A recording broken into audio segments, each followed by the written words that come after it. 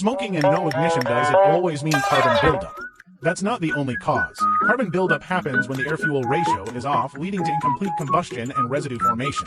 Only severe carbon buildup will cause smoking and prevent ignition. But if your unit is like this one covered in dust and oily sludge, it's like trying to light a fire through a block of wood.